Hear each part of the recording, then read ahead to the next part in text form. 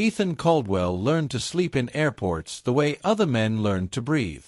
He could close his eyes under fluorescent lights, wake up to boarding calls, and walk into meetings with a face that looked rested enough to fool strangers. What nobody could fool, least of all Ethan, was the ache that lived behind his ribs whenever Lily's name appeared on his phone. "Dad, I drew you," she'd said 3 nights ago over FaceTime, holding up a paper sun with crooked rays.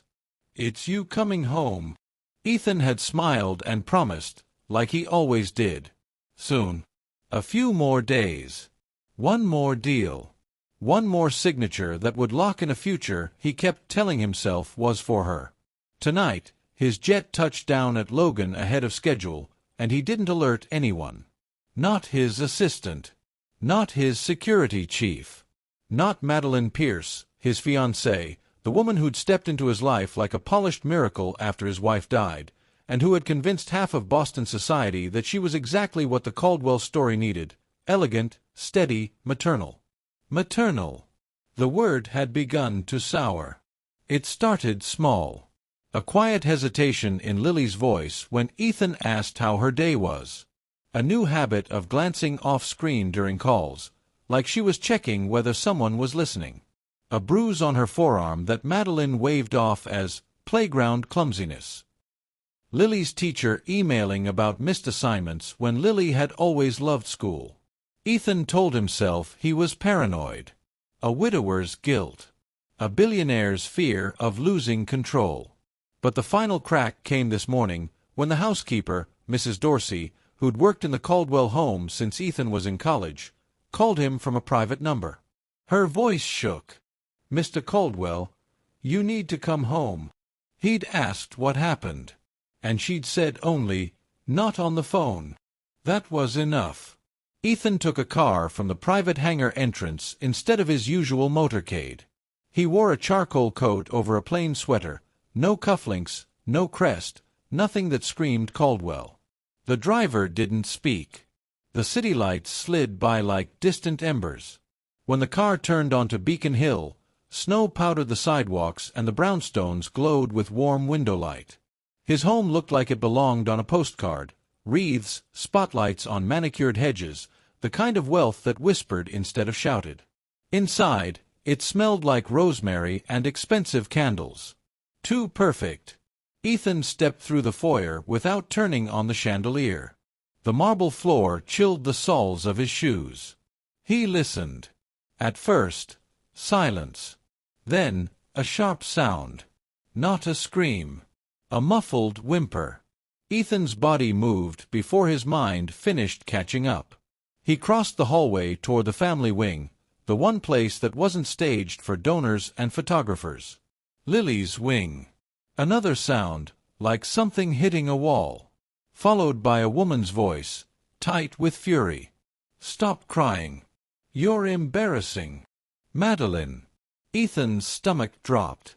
He moved faster, soundless on the runner rug. Lily's bedroom door was slightly ajar. A warm light spilled into the hall. He looked through the crack. His daughter stood barefoot on the carpet in flannel pajamas that were too thin for winter. Her cheeks were wet.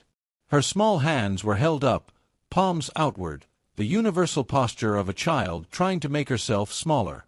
On the floor beside her was a spilled glass of milk, spreading into the rug like a pale stain. Madeline towered over her in a silk robe, hair pinned perfectly, lips pressed into a thin, furious line. In her hand was a slim leather belt, more like an accessory than a weapon. But the way she held it made Ethan's skin go cold. "Look at this mess," Madeline hissed.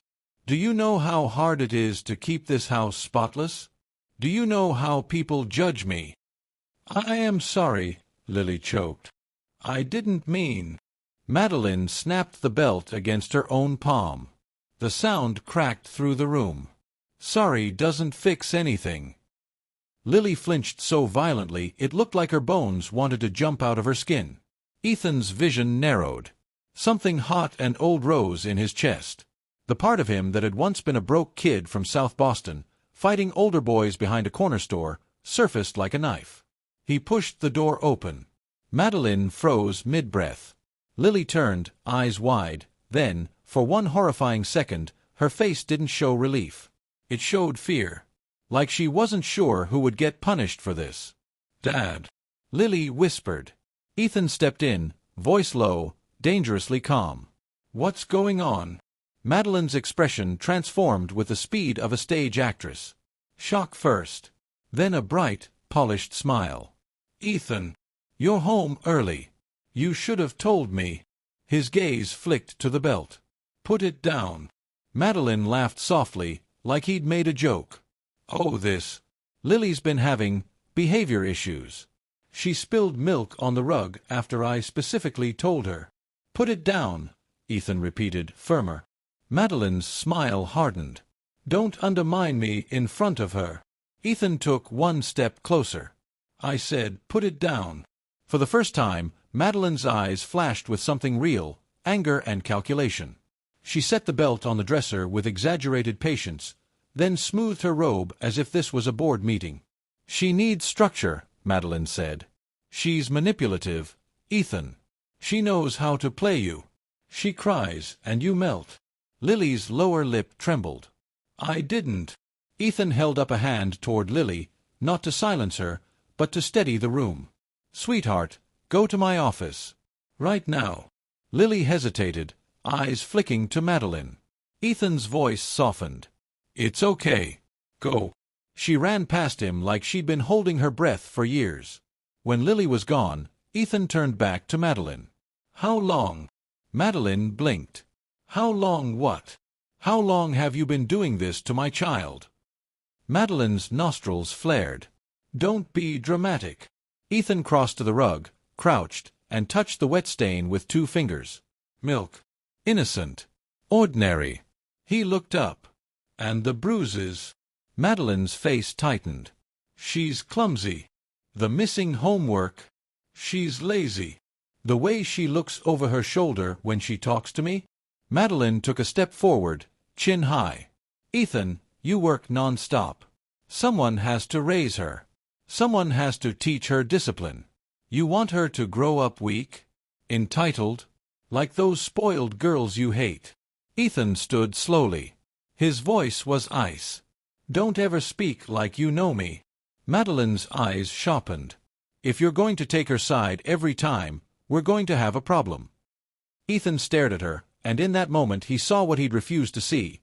Not a savior, not a partner, but a woman who loved power more than people. Who saw Lily as an obstacle, not a child. He walked to the door and opened it wider. Madeline frowned. "What are you doing?" Ethan didn't raise his voice. He didn't need to. "Get out." Madeline laughed. Once. "Excuse me." Ethan held her gaze. "You heard me." Madeline's lips curled. "This is my home too." "It's not," Ethan said.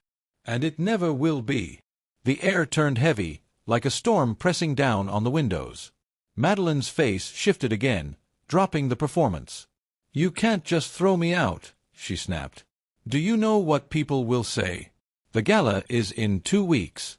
The board loves me. Your investors." Ethan stepped closer. "I don't care what they say." Madeline's voice turned venomous. "You'll regret humiliating me." Ethan's eyes didn't blink. "Try me." Madeline stared, measuring him, hunting for weakness. Then she lifted her chin and walked past him with a furious grace. But as she reached the doorway, Ethan said one more thing, quiet, final. "If I find out you've touched her again, if you so much as text her, I will bury you in court and I won't lose." Madeline stopped, body rigid. Then she smiled without warmth. "You think you're the only one who can ruin someone, Ethan?" And she walked out. Ethan stood alone in Lily's room, listening to the faint echo of her footsteps down the hall. Somewhere in the house, a grandfather clock ticked like a heartbeat. He exhaled. Then he went to find his daughter. And he prayed he wasn't already too late. Ethan found Lily curled on the leather couch in his office, hugging a pillow like a life raft. Her eyes darted up as he entered, then down again, as if she was bracing for consequences. He sat on the floor in front of her, beneath the level of her fear, so she wouldn't feel cornered. "Hey," he said gently. You're safe. Lily didn't speak at first. She stared at the carpet, fingers twisting the pillowcase. Ethan swallowed the rage in his throat. I want you to tell me the truth, he said. Not what you think I want to hear. Her voice came out thin. She said, if I told you, you'd send me away. Ethan's chest tightened. Send you away where? Lily sniffed. To boarding school. Or your aunt's. She said dads don't keep kids who make trouble. Ethan's jaw clenched so hard it hurt. That's a lie, he said. You are not trouble. You're my whole life. Lily's eyes filled again, and she looked at him as if she didn't know whether to believe in good things anymore. Ethan asked softly, when did it start? Lily hesitated, then whispered, after you asked her to move in. At first, Lily explained, Madeline was all smiles, pancakes shaped like hearts, braided hair for school, photos posted online of bonus mom moments. But the warmth ended the day Lily broke a vase while playing. Madeline's voice changed. Her eyes changed. The house became a place where silence was safer than honesty. She'd pinch my arm where it doesn't show, Lily said, pulling up her sleeve to reveal faint marks. She'd make me stand in the laundry room when guests came. She said my face looks sad, and it ruins her image. Ethan's hands shook. He forced them still. Why didn't Mrs. Dorsey stop it? Lily's shoulders hunched. Madeline told her she'd get fired. She told everyone she was dramatic and old. Ethan closed his eyes, seeing it all in reverse. The charity events, the magazine profiles, the way Madeline held his hand just a bit tighter whenever someone praised her. He'd mistaken control for care. Did she ever hit you? Ethan asked, hating himself for the question. Lily's eyes shifted away. Ethan's throat tightened. Lily. She nodded once. Not always. Only when she got really mad. Ethan's vision blurred with heat. He stood abruptly, paced, then stopped, forcing himself to breathe. Anger wouldn't fix Lily. Action would. He knelt again. Listen, he said. This ends tonight. Lily whispered. She said you'd choose her. Ethan stared at his daughter, the small, trembling proof of every promise he'd broken by being absent. I already chose, he said. I choose you. Every time. He reached for his desk phone and dialed his security chief, Mike Halvorson. Mike, Ethan said, voice hard. I need you at the house. And I need a family lawyer and a child therapist. Tonight. Mike didn't ask questions. On my way. Ethan hung up and looked at Lily. We're going to do this the right way, he said. No secrets. No threats. Lily swallowed. Will she come back? Ethan's eyes went to the dark window. Snow drifted past the glass like ash. If she does, he said, she won't get past the door. Madeline didn't leave quietly. She returned an hour later with a friend from her social circle, Allison Hart, a woman known for expensive opinions and louder laughter. They stood at the front gate, cameras already out, as if the house itself was content. Mike Halvorson met them before they reached the porch. 2 additional guards flanked him. Madeline's voice carried through the cold air. This is ridiculous. Let me in. My things are inside. Mike's tone was neutral. Mr. Caldwell instructed that you're not permitted on the property. Madeline's smile flashed. You work for me too. No, Mike said evenly. I work for Mr. Caldwell. Madeline's eyes narrowed. Tell him to come out. Ethan stepped into the entryway, visible through the glass, but he didn't open the door. He looked at her the way he looked at hostile takeovers, calm, unreadable, lethal. Madeline pressed her palm to the glass like a wounded spouse in a melodrama. Ethan, don't do this, she pleaded loudly, for Allison's recording. Please. Let's talk. Ethan didn't move. Madeline's voice sharpened, losing the sweetness. You're making a mistake. Ethan finally spoke through the intercom. Your lawyer can coordinate pickup of your belongings. You're not stepping inside this house again. Allison scoffed toward her phone. Wow. Cold. Madeline's eyes went bright with fury. I gave up everything for you. I raised your child while you played king. Ethan's voice didn't rise. You harmed her. Madeline flinched, then recovered fast. "She's lying," she snapped. "She's jealous of me." Ethan's mouth tightened. "There are marks on her body, Madeline." Madeline's face twisted. "Kid's bruise. She's dramatic. And you're letting a child destroy our future." Ethan's eyes went flat. "Our future ended the moment you decided she was your enemy." Madeline's posture stiffened, and for a heartbeat, she looked like she might explode right there on the porch. Then she did something worse. She smiled, slow and poisonous. "You think you have control," she said softly, for his ears only. "But I know things about you, Ethan. Things that could ruin you." Ethan stared at her, unmoved. "Try." Madeline's smile wavered. She hadn't expected him to be unafraid. Then she pivoted to Allison's camera again, voice loud and trembling, performed pain.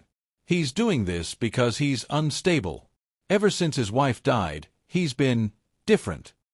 Ethan felt the punch of that cruelty, but he refused to show it. Mike stepped forward. "Ma'am, you need to leave." Madeline's eyes locked on the glass behind Ethan, the hallway that led to Lily. Her mouth tightened with spite. "This isn't over," she mouthed. And then she turned, heels crunching snow, and walked away, already composing the next lie. 2 days later, Ethan sat in a sunlit office in Cambridge, across from Dr. Hannah Rowe, a child therapist with kind eyes and an unflinching voice. Lily sat beside Ethan, clutching a small stuffed rabbit the therapist had offered. Dr. Rowe spoke gently. "Lily, can you tell me what happens when you spill something?" Lily's shoulders rose toward her ears. Her voice was barely audible. "I clean it fast. And if it's not fast enough?" Lily glanced at Ethan, fear flickering, like she expected punishment for honesty. Ethan swallowed. "It's okay," he whispered. Lily's eyes filled. She'd get quiet. That was worse. Quiet means something bad is coming. Dr. Rowe nodded slowly. "What would she do?" Lily's fingers tightened around the rabbit. "She'd say I was ruining things. That I was dirty. She'd make me stand in the laundry room and hold my hands up. If I dropped them, she'd—" Lily stopped, lips trembling. Ethan felt his chest cave in.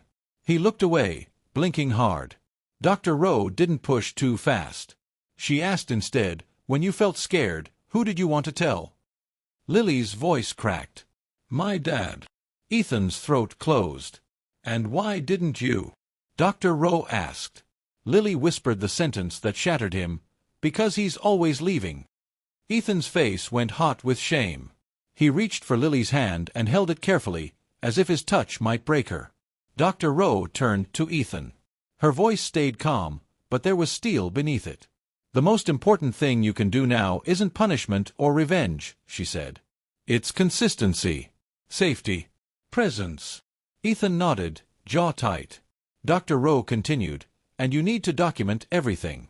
Photos of bruises, dates, statements.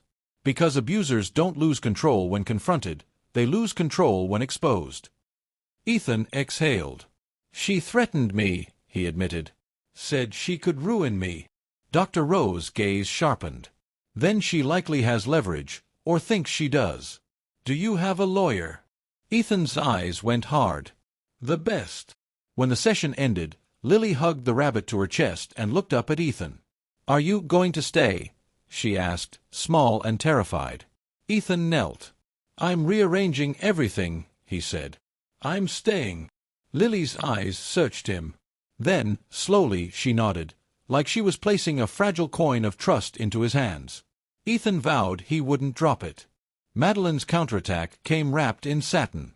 A week after she was barred from the Caldwell home, Ethan received an invitation to a winter charity weekend in Newport, one Madeline had helped organize before the breakup. The invite looked innocent: donation dinner, silent auction, coastal retreat. But the email came from a reporter, not a host. "Mr. Caldwell," it read, "we've heard concerning allegations about your behavior at home.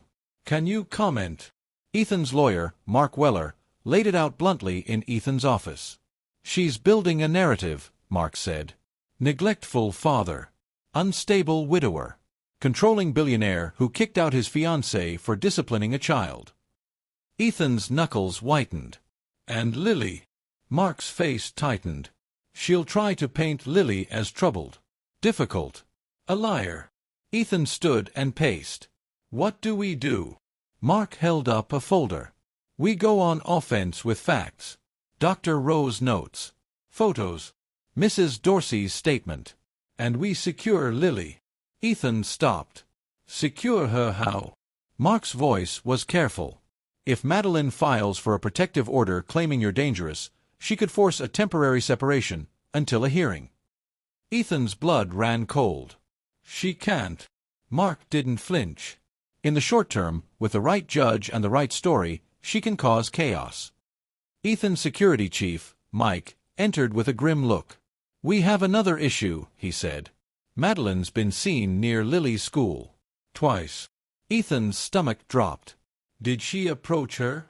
No, Mike said. But she wants Lily to feel watched. Ethan stared at the snowy city outside his window. His voice went quiet. She's not taking my child. Mark slid a document forward. Then we file first, he said. Emergency restraining order. Full custody petition. And we prepare for Newport, because she's planning to make a scene there. Ethan's eyes narrowed. Let her. He leaned forward, voice steady. This time, I'll be the one holding the microphone. The Newport ballroom glittered with money and perfume. Crystal chandeliers turned every laugh into a sparkle. Madeline stood at the center of it all in a white gown, radiant and wrong, accepting praise like oxygen. Ethan arrived alone, in a simple navy suit, no entourage visible. He walked in like a storm disguised as calm. Heads turned. Whispers spread. Madeline's smile widened as she noticed him, and she glided over with the softness of a serpent. You came, she purred. I knew you couldn't resist. Ethan didn't touch her. I came to end this. Madeline's eyes glinted. You mean to beg? Ethan looked past her, toward the stage where an MC stood with a microphone. A large screen behind the stage displayed the charity logo. Ethan nodded once to Mike. The screen changed. At first, the crowd didn't understand what they were seeing. A hallway camera view, time-stamped. Madeline in a silk robe. Lily small, flinching. The belt. The spilled milk. Madeline's voice, sharp, unmistakable, echoed through the speakers. Stop crying. You're embarrassing. A hush crashed over the room. Madeline's face drained of color. Ethan stepped forward and took the microphone from the stunned MC. His voice carried, calm and clear. I didn't come here to destroy someone, he said. I came here to protect my daughter. Madeline lunged for him, hissing, Turn it off. Security stopped her. The crowd watched, frozen, as more evidence appeared, photos of bruises. Written statements. Dr. Rowe's notes summarized without violating Lily's privacy. Madeline's mouth opened and closed, searching for a lie big enough. Ethan's gaze swept the room. If you gave money tonight because you believed in family values, he said, then believe this, a child is not an accessory. And abuse doesn't become discipline because it happens in a mansion. Madeline's eyes filled with rage. You're a monster, she spat. Ethan leaned toward her, voice low. No, he said. I'm the father who finally came home. As reporters surged forward, Madeline's perfect mask shattered in real time. She screamed. She swung. She tried to claw her way to the screen. And in doing so, she became exactly what she'd tried to hide. The court moved fast after Newport. Madeline's restraining order attempt collapsed under the weight of evidence. The judge issued a protective order against her. No contact with Lily, no proximity to the school, no social media mentions. Ethan sat in the courtroom with Lily's small hand in his, feeling the strange quiet of justice. Not triumphant, not loud, just steady. Like a door finally locking. Outside, Boston's winter air bit at their cheeks. Lily looked up at him, eyes wary but brighter than they'd been. Is it really over? She asked. Ethan crouched beside her. For her, he said. Yes. For us. We're just starting. They went home to Beacon Hill, but the house felt different. Not like a museum anymore. Ethan had packed away the staged photos. He replaced them with Lily's drawings, taped crookedly on the fridge. He fired the PR team Madeline had hired to brand the Caldwell family. He cancelled the gala circuit. He reduced meetings, delegated deals, told the board what he should have told them years ago. My daughter comes first. Some investors threatened. Some complained. But the world didn't end. And slowly, painfully, Lily began to breathe like a child again. There were hard nights. Lily woke from nightmares and padded into Ethan's room, silent tears on her cheeks. Ethan never sent her away.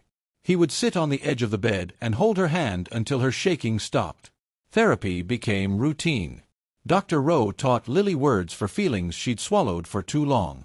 She taught Ethan how to listen without trying to fix everything with money. One afternoon, snow melting into puddles, Lily came home from school holding a paper crown. "What's that?" Ethan asked. Lily's smile was shy. "We had Bravery Day. You're supposed to give it to someone brave." Ethan's throat tightened. "And you chose me?" Lily shook her head. "No," she said, and placed it carefully on her own head. "I chose me." Ethan laughed, soft and wet-eyed, and pulled her into a hug. In the weeks that followed, Madeline's world shrank. Sponsors dropped her. Friends avoided her. The same society that had praised her perfection now watched her fall with the appetite of gossip. Ethan didn't celebrate it. He didn't need to. Lily's safety was celebration enough. One evening, as spring tried to push winter away, Ethan and Lily sat on the front steps with hot chocolate. The city hummed quietly around them. Lily leaned her head against his shoulder. "Dad." "Yeah, kiddo." "Are you still a billionaire?" she asked, serious. Ethan chuckled. "Last time I checked." Lily nodded thoughtfully. "Okay," she said. "Because if you weren't, I'd still want you." Ethan stared at her, heart splitting open in the best way. "Me too," he whispered. "I'd still want me." Lily smiled and took another sip. And for the first time in a long time, Ethan felt it. Home wasn't a place he bought. It was a promise he kept. If this story moved you, don't let it end here.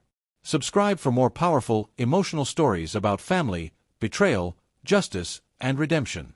New stories uploaded regularly. Your support helps keep them coming. Thank you.